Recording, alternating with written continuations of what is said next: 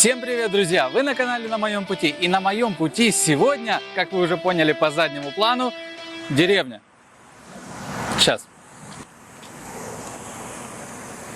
Да, именно так называют этот город многие мои знакомые, земляки, иностранцы и даже китайцы сами его так называют. Почему так происходит, я вам расскажу в этом видео. Дело в том, что это город, в котором я живу уже 3 года. И я изучил его вдоль и поперек и расскажу вам сегодня все самое интересное о нем. А называется он Юнкан.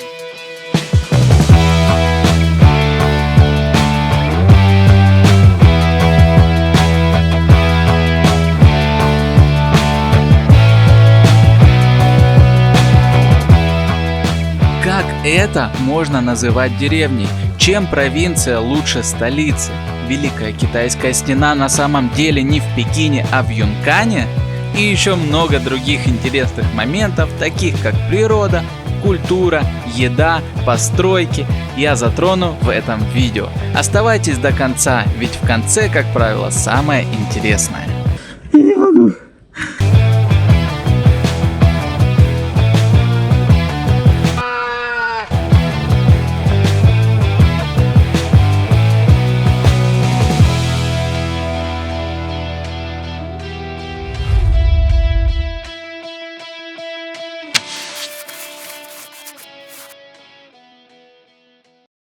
Ну чё, погнали с краткого описания города. Итак, в Китае довольно непонятное для меня деление по населенным пунктам. И вроде как Юнкан это отдельный город, но при этом он является уездом Диньхуа, которая столица нашего района, но столицей в свою очередь провинции является Ханчжоу. Короче, черт ногу сломит, что тут город, а что нет. Тех, кто знает, что тут к чему, жду в комментариях с пояснениями лично для меня. Что я знаю точно? Так это то, что город этот с населением 700 тысяч человек на 2010 год. То есть, как мне подсказывает чутье, к 2022 он может быть уже даже и миллионник. Как минимум его площадь увеличивается с каждым годом на моих глазах. Находится он между горами, что гарантирует меньшие риски от тайфунов, а также до океана меньше 200 километров, но это все равно помогает избежать всяких там штормов. Короче, как говорят местные, нас бережет такое расположение, а расположение у нас самое лучшее во всем Китае. Также это дверная столица Китая, и еще тут делают электроинструменты, скутеры, термосы, батареи и много всего другого. А вообще Юнкан переводится как вечный, но это не точно, я просто где-то услышал на улице. Итак, давайте смотреть город. Начать я решил с этого района, не потому что он самый красивый тут, а потому что здесь живу я, и это мой район. Йоу. А если серьезно, то на самом деле, когда я приехал здесь, район выглядел совсем по-другому. Во-первых, это была такая дикая окраина города. Здесь было вот где-то вот штук 10 таких высоток и ничего. На месте, где я сейчас стою, вот на этой площади, раньше была автобусная конечная станция, и это было просто поле с мойкой для автобусов. То есть тут было просто поле. Если я найду это видео, то вставлю вот сюда, и вы поймете, о чем я говорил. К сожалению, ничего лучше не нашел, чем этот 4-годовалый сторис из инсты. Но суть вам понятна. В то время у меня не было дрона, к сожалению, и я не могу в полной мере показать, как вырос и насколько этот город. Но вот что смог, нашел. Многие опять начнут писать, как это так, ты в Китае, а здесь людей вообще нету, ты на площади один. Во-первых, я выбираю специально такое время, чтобы меня никто не дергал постоянно, потому что китайцы это обязательно любят делать, обязательно лезть в камеру и спрашивать всякие вопросы. А во-вторых, ну посмотрите на меня, я просто плавлюсь под этим солнцем, потому что сейчас 2 часа дня, сейчас все на работе под кондиционерами, кроме меня. Да и вообще китайцы дико избегают солнца, особенно в период где-то с апреля по ноябрь, это как раз лето здесь на юге Китая. И знаете, единственный случай, когда их можно увидеть, если у них что-то необходимо, они так с зонтиком идут. Если я увижу кого-нибудь, я сниму, но пока что здесь реально пустыня. Но после 5 вечера начнут появляться, выходить на танцы бабульки, песняры и так далее. Но об этом тоже позже. Так вот, 3,5 года назад, когда я сюда приехал, я думал, куда я попал. А сейчас это центр города. Ну, во всяком случае, когда достроят районы вокруг нас, посмотрите, сколько их. На самом деле строить все начали только в 2020 году. И вот за эти 2 года в радиусе видимости из моей квартиры появилось 8 районов. Огромный ТРЦ отключили и убрали старую ЖД-ветку, которая проходила под моими окнами и бесила меня постоянно, вместе со старым вокзалом, и построили 2 парка. Это все я говорю только про свой район в радиусе 1000 метров. Про рост всего города без комментариев. Фух, ребят, реально не вывожу эту жару. Сейчас посидим в тенечке и пойдем дальше. А пока что, да, 3,5 года назад было здесь не айс. Это просто был как островок в пустыне, полей, болот. И везде здесь квакали лягушки, кусались комары, потому что здесь вокруг были болота. Но куда важнее то, что сейчас. А сейчас здесь довольно уютно. Здесь деревья, здесь такие дворики прикольные. Это сейчас не жилой двор, это офисный двор такой прикольный. И нам нравится здесь гулять, потому что мой дом находится прям за этим.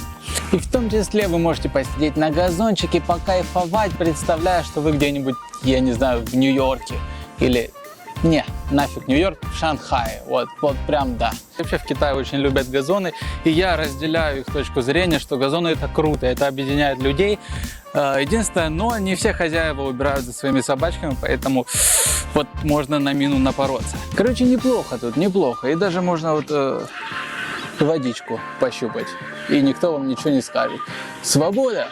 Но раз уж мы тут, давайте прогуляемся ко мне во двор. Просто посмотрим, что там, и пойдем дальше, уже уедем отсюда.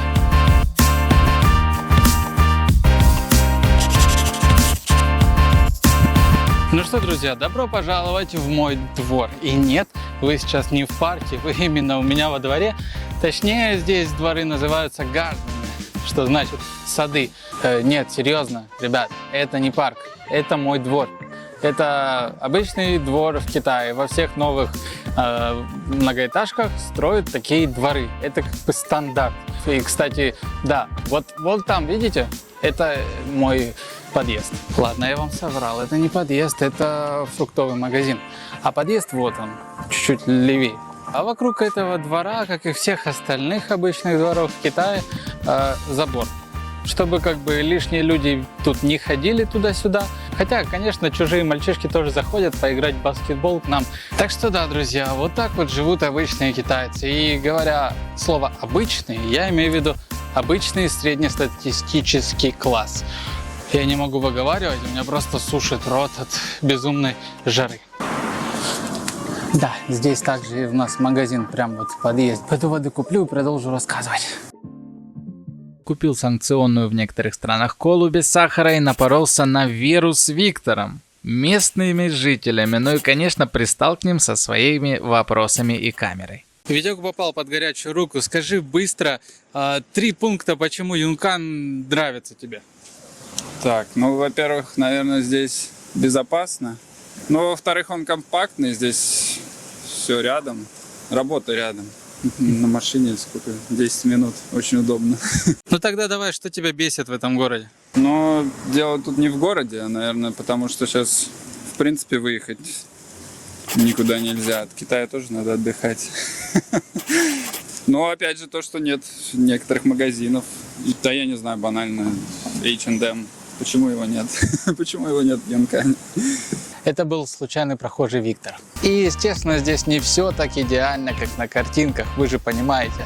Например, качество жилья примерно такое же, как и в СНГ. Но плюсы все-таки перевешивают. Например, все-таки внешнее пространство иногда даже важнее, чем сама квартира. Ну, кажется, довольно об этом районе. Пора переходить в настоящий город. Поехали в центр. Впервые название Юнкан зафиксировано в 245 году. Не в 1245, а просто в 245 году. И только спустя 2000 лет, в 1992, это, кстати, год моего рождения, так уж совпало, этот уезд стал городом официально. И то есть этот город официально считается городом всего лишь 30 лет.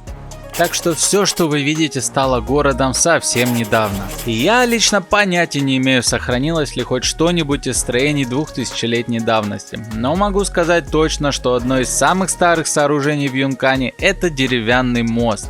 И насколько я знаю, из новых его частей только каменные опоры, а все остальные деревянные части оригинальные. Ну, или мне хочется в это верить. Кстати, снимаю я это все в сезон дождей, и именно поэтому вода такого цвета. Обычно она гораздо чище. Мост этот деревянный, это, пожалуй, самое уютное место в этом городе. Причем это место притяжения не только стариков, но и молодежи. Здесь прикольно посидеть, как вы видите. Кто-то играет в телефон, кто-то в карты, кто постарше. Мост находится в центре старого города. Ну, из реально старого тут только мост и несколько исторических кварталов. Кстати, тут все еще живут люди. И хотя эти апартаменты не выглядят по-современному комфортно, но зато можно только предполагать, сколько стоят квартиры тех, кто остается тут жить по сей день и не отдает свой дом под аренду или магазины. Кстати, тут реально уютно, и есть много интересных лавок от парикмахерских до баров. О, обратите внимание на этот автомат с напитками. Это на самом деле дверь, ведущая в один из баров. Там можно выпить пиво и послушать живую музыку.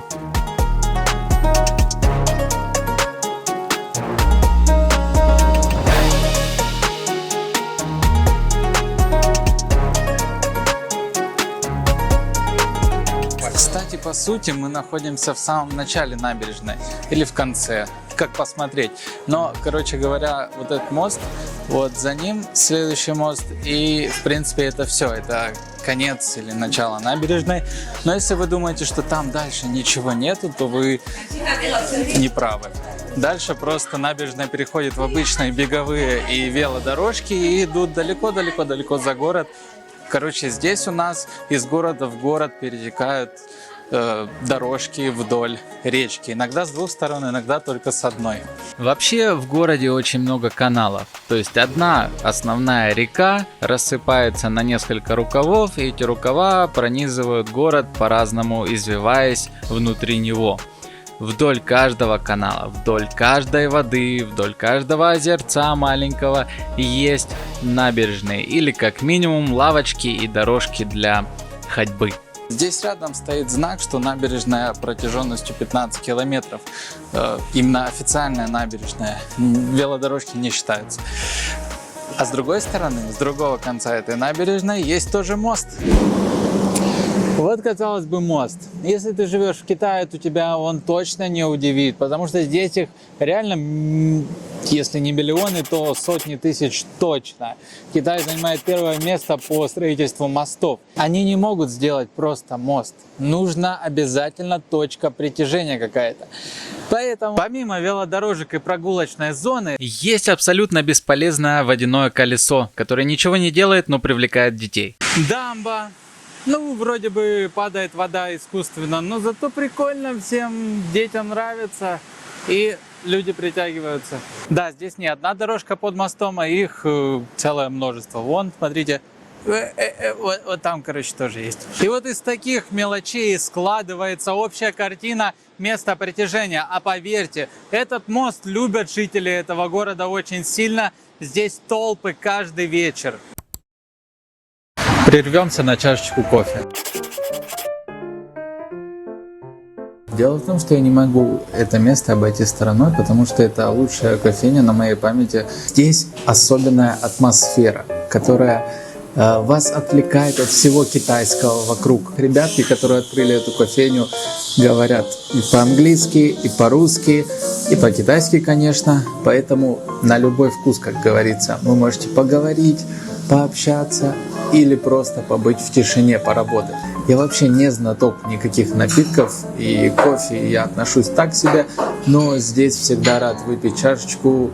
В основном я беру сладкое что-нибудь, типа какао, горячий шоколад или что-то в этом роде, потому что я абсолютно не шарю в кофе. Можете хейтить меня в комментариях. Кстати, скоро ребята открывают свою вторую кофейню, и на этом канале будет обязательно видео о том, как Ксения со своим мужем Колином открыли бизнес в Китае во всех подробностях. А пока я решил спросить самого Колина, как местного жителя, что он думает о городе. Packed. Like it's more convenient to live here. Like you can grab almost everything from one district. Like life accessories, drinks, food, like all sorts of things. And I heard the baby crying. У меня проснулся ребенок, так что нам немножко помешали. Продолжим. Next one. The second advantage is that the city is very rich. So it means there are more business opportunities because there are lots of manufacturers of products, and there are lots of products made here. They're used for foreign trade. The prices for the houses here are very expensive. It's almost comparable to the big cities, which is really bad for the citizens. But the rents here in some places are not so expensive. It's still affordable for those who come here to work. Around 1 or 5 or 2,000 RMB per month. Yeah. And Ну что, друзья, такое место я вам показал. Выпили кофе, двигаем дальше. Ну и как я могу обойти стороной природу? За моей спиной сейчас самое купабельное озеро Юнкан.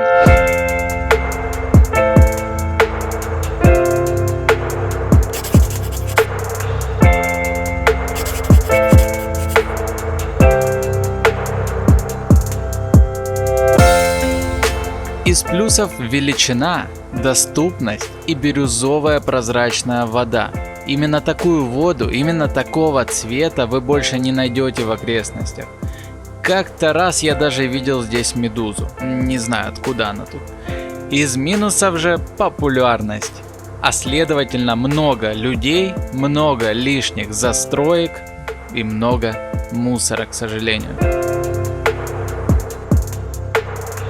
Конечно, есть еще куча других мест, менее популярных, но не менее красивых. Вот, например, как это место, оно как раз-таки совсем не популярное, в отличие от предыдущего. Но, короче, о нем знают как раз-таки только местные деревенские ребятки, которые живут вот там через дорогу в маленькой деревне.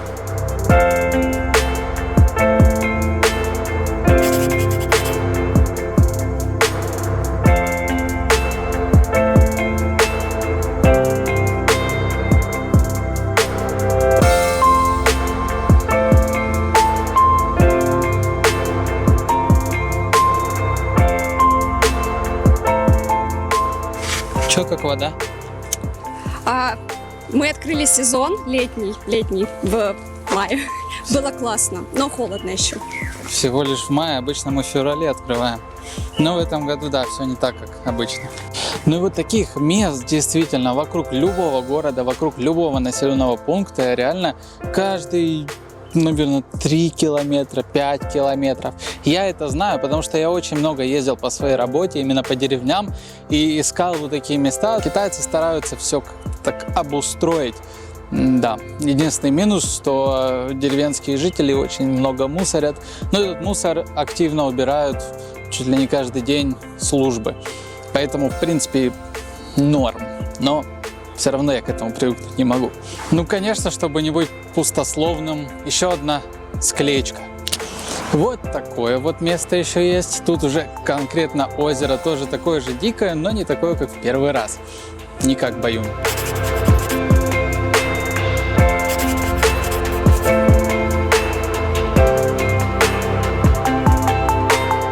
Озеро дикое, купаться мы здесь не будем, мы не купались никогда, но, честно говоря, вода такая прозрачная, так манит.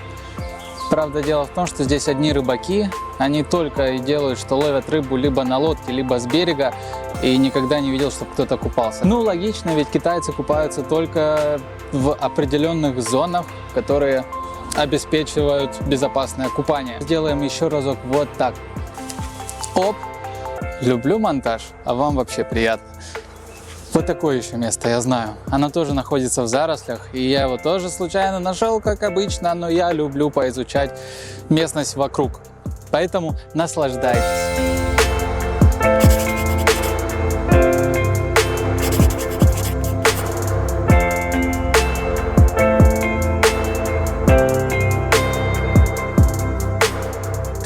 чудесной красоты места, я их обожаю. Китайцы очень умеют соединить какую-то такую натуральную природу и свои замки, и свои даже искусственные озера, как здесь. Я думаю, оно искусственное.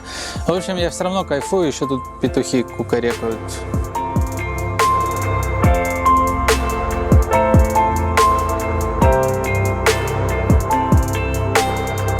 Вот эти вот все фишки с монтажом у вас-то заняли 2 минуты, а у меня весь день. Поэтому пора заканчивать. Таких мест я могу вам приводить много в пример. Очень много. Но, возможно, в других видео. На это хватит. Возвращаемся в город. Но мы не удержались и по пути домой наснимали еще кучу мест. Поэтому извините, но я займу у вас еще буквально 1 минутку местной природой. И да, мы снова остановились в какой-то деревне. Моя вина, признаю, но не могу не остановиться, когда еду мимо таких мест. Буквально в каждой деревне хочется останавливаться, потому что я просто люблю природу, деревню гораздо больше, чем любой город на этой планете, наверное.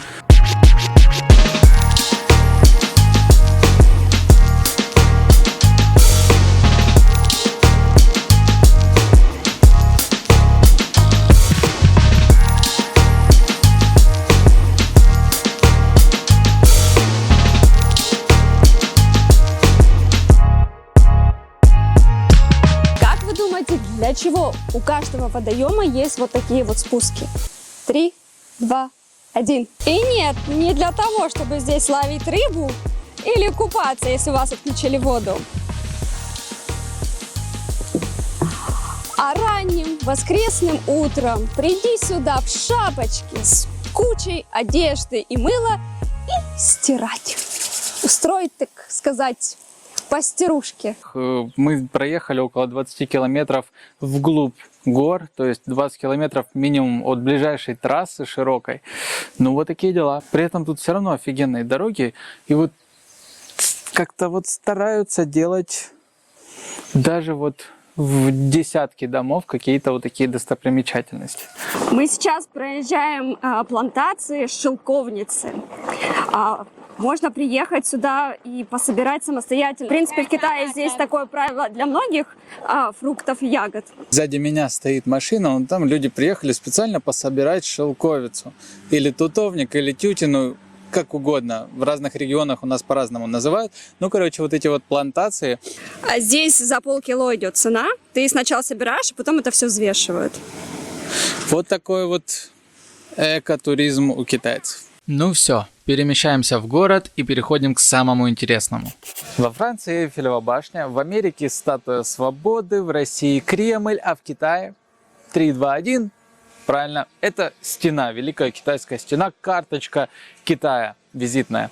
Но, знаете, ехать в Пекин ради этого, ради того, чтобы как килька в томате набиться на эту стену, купить билеты за какие-то бешеные деньги и вообще там душниться в этом перенаселенном городе, еще и там пандемия сейчас.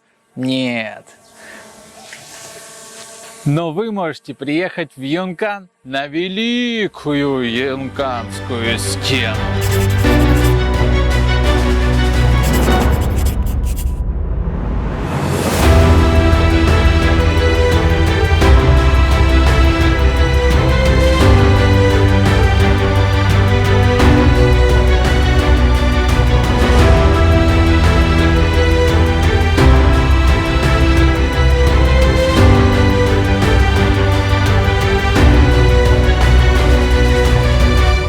Это очень крутое место, но сначала...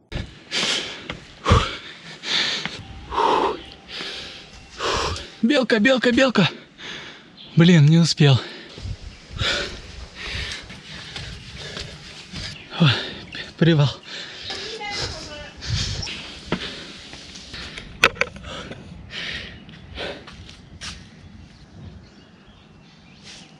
Что-то печень подсдает. У меня в родном Таганроге есть каменная лестница. Это такая достопримечательность, которую там построил, я не знаю, Петр I, наверное.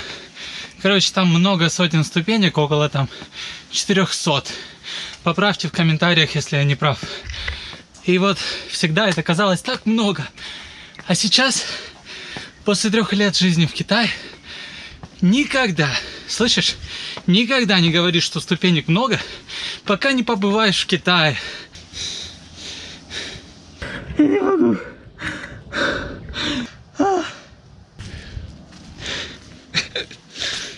Всего-то 2000 ступенек, и ты на вершине.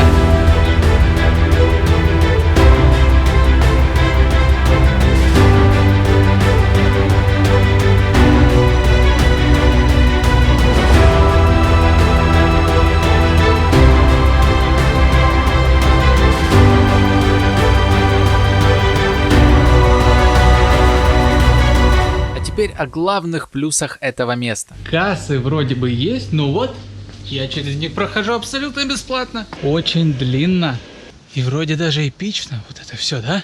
И вот скажите, зачем мне дорогущий Пекин с этой великой китайской стеной, которую реставрируют каждый год, и она уже как бы непонятно в каком году вообще собрана, когда есть вот это, ей не 2000 лет и даже не 10, я думаю. Но тем не менее, это как бы прикольно, да?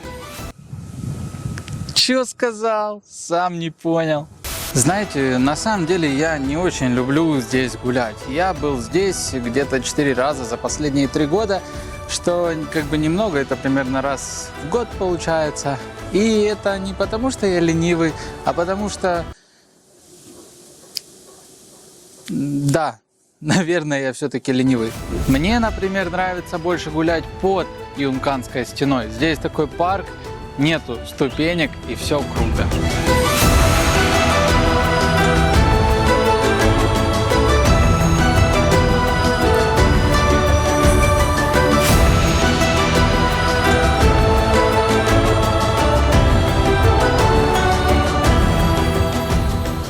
Кстати, вон там на фоне катамаран плавает, там девушка очень красиво поет китайские народные песни. Вам, наверное, не слышно, у меня микрофон слабенький, но поверьте мне, это шикарно. Такое редко встретишь, потому что обычно здесь поют как попало.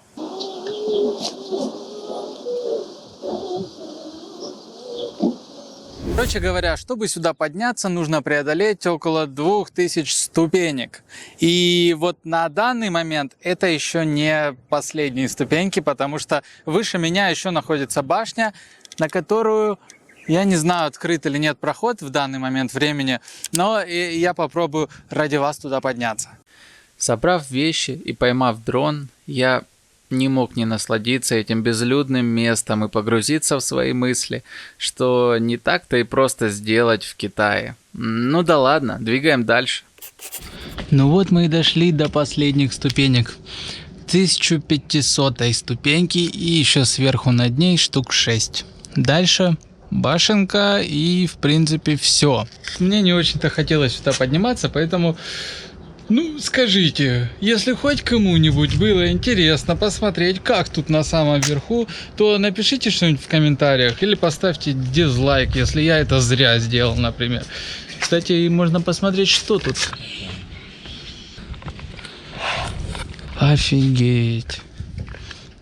Тут выдают, короче, одежду специальную. И ты едешь вниз, в самый низ. До Шаочен, тебе. 30 块, 30 юаней, то есть по сути где-то 350 рублей, и вы спускаетесь вниз. Вот так это выглядит сверху. Как вы поняли, это для меня в новинку, и прежде я ничего подобного не видел, поэтому мне ну никак нельзя было пройти мимо.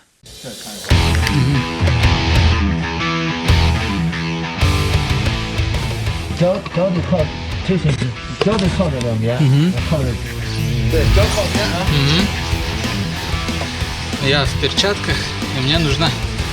Ой, как...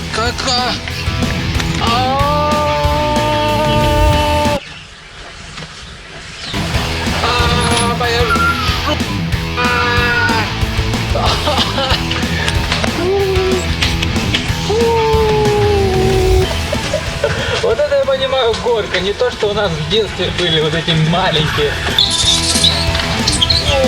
На поворотах прям больно. Я даже понятия не имею, куда я еду и как мне потом добираться до дома. А вот тут прям быстро.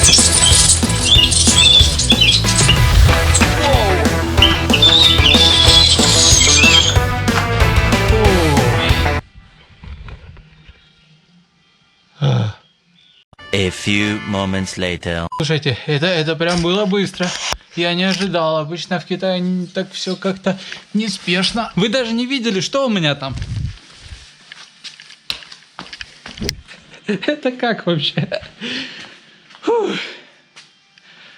Реально подпекает то самое место, о котором я кричал.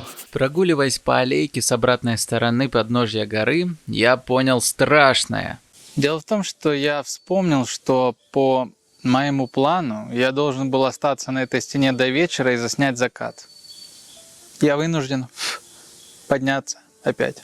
И я пошел сквозь поля, озера, дамбы и леса. Я вернулся к своему плану. Солнце уже заходило, а значит, можно переходить к ночи.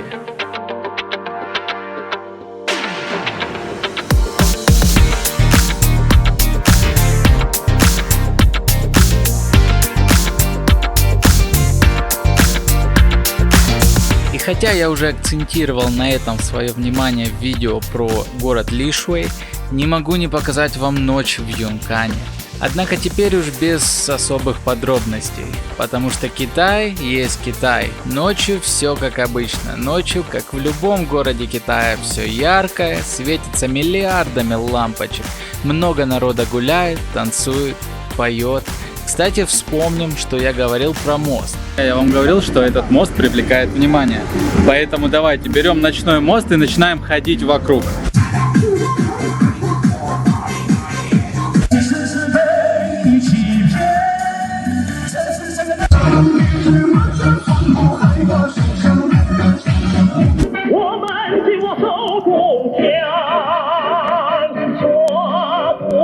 Но в любом другом районе города танцоров и певцов не меньше, особенно среди пенсионеров. Но есть и подрастающее поколение.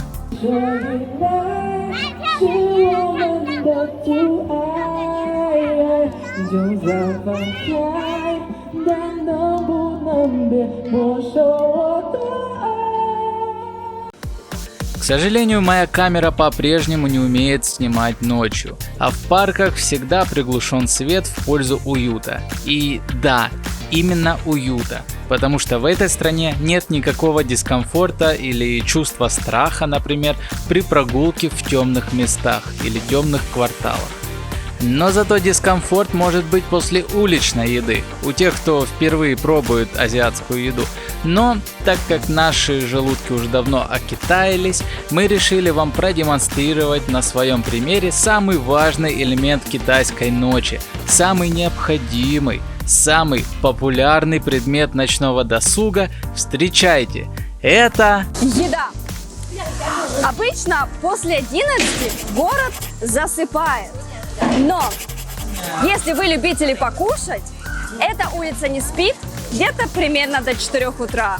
Сколько вкусностей вы можете здесь найти?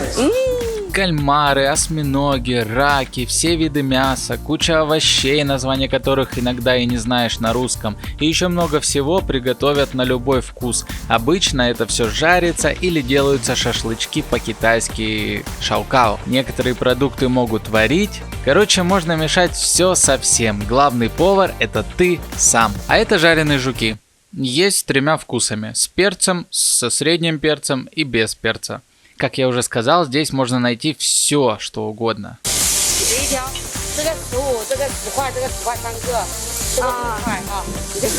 Возьмем так, это 15. Так. Накидаем что-нибудь.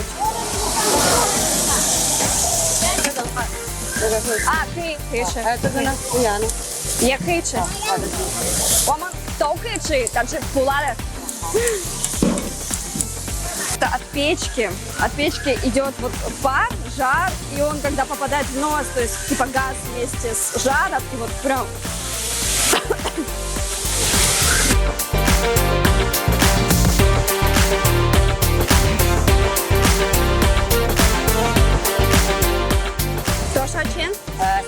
元，31的拿30。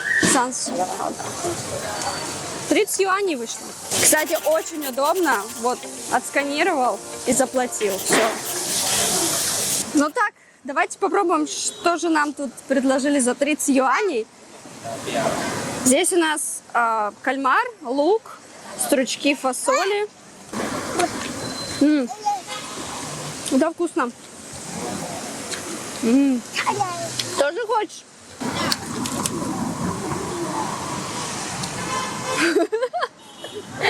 Первый раз пробует кальмар.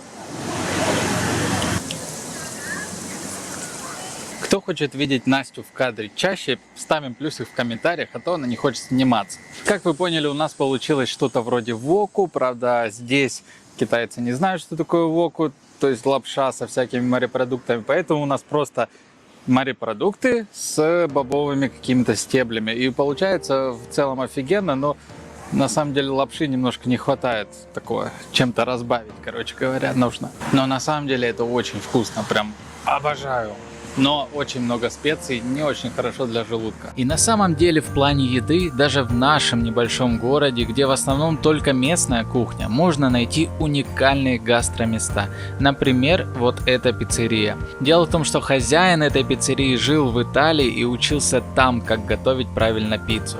Поэтому мы часто здесь зависаем. Я имею в виду мы, это иностранцы. Проводя там очередной вечер с настольными играми, я, конечно, опять поприставал к людям со странными вопросами. Почему Юнкан не Шанхай? Шанхай дорого. Шанхай большой. А еще мне нос сломали в Шанхае.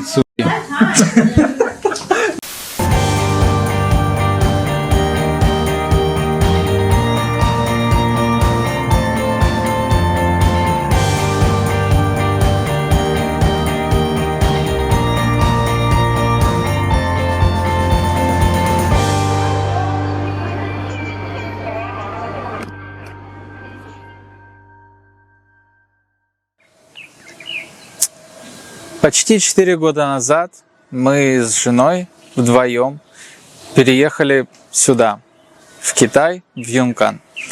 Тогда мы абсолютно не знали, куда мы едем и что здесь будет, внешне даже, потому что в сети никакой информации об этом городе не было, никакой информации, кроме устаревшей странички на Википедии, по-моему, даже на английском, не было абсолютно ничего.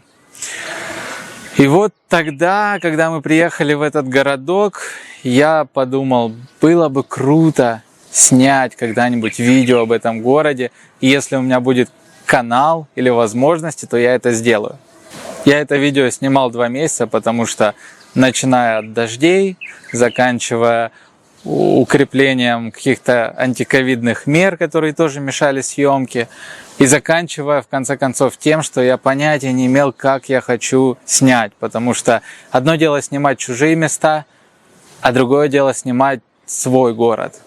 Как оказалось, это намного сложнее. Рано или поздно я покину этот город, но при этом он стал для меня чем-то больше, чем просто какой-то перевалочный пункт. Потому что здесь случилось очень много всего. Здесь я нашел настоящих друзей. Здесь я раскрыл и раскрываю свой потенциал творческий и рабочий. И здесь даже кое-кто успел родиться за эти годы. Поэтому я надеюсь, вам понравилось. И, пожалуйста, порекомендуйте это видео всем, кому посчитаете нужным, если оно вам хоть чуть-чуть понравилось. Это очень поможет мне в будущем и развитию этого канала. А мы посмотрим, что будет на моем пути в следующий раз. Оставайтесь со мной. Я надеюсь, нас будет все больше и больше на этом канале. До встречи!